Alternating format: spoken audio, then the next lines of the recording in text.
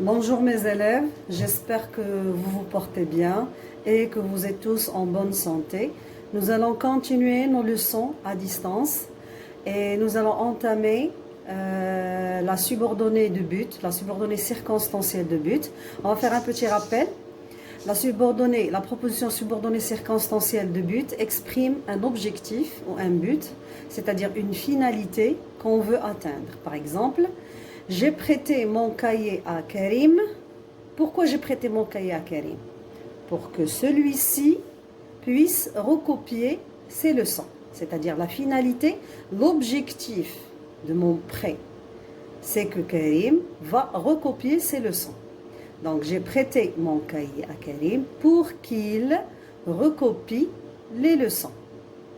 La subordonnée de but peut être introduite par plusieurs expressions.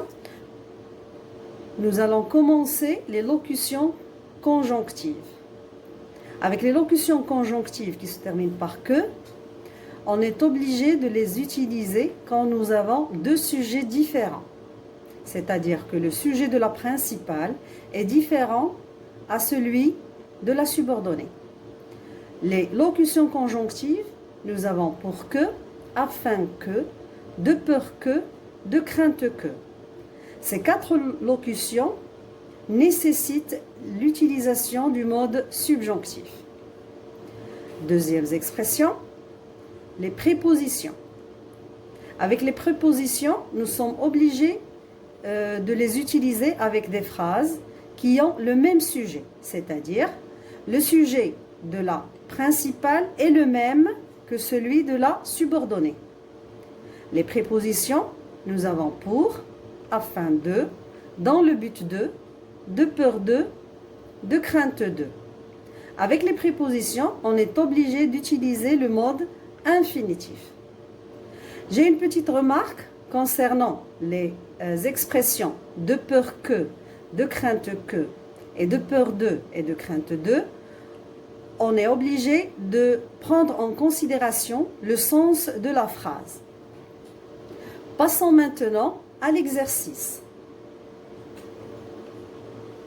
La consigne relie les deux phrases par une expression de but, celle qui est mise entre parenthèses. Je mets en garde mon ami, il sera prudent sur la route. Vous devez utiliser pour que. Cet élève prépare minutieusement son projet. Son professeur sera fier de lui.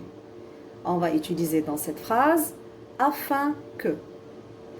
L'enfant s'est caché sous le lit. Sa mère ne le trouvera pas. De peur que. Il distribue des cadeaux. Tout le monde est heureux. On va utiliser pour que. Je crie très fort. Rachid m'entend. Afin que. Sixième phrase. Je vais au marché. Je veux acheter des légumes. Ici, je vais utiliser pour. Phrase 7. Je travaille beaucoup. Je veux réussir. De peur de. Phrase 8. La mère a tout fait. Son fils est heureux. Ici, nous allons utiliser afin que. Nous avons épargné de l'argent. Un centre des langues sera construit.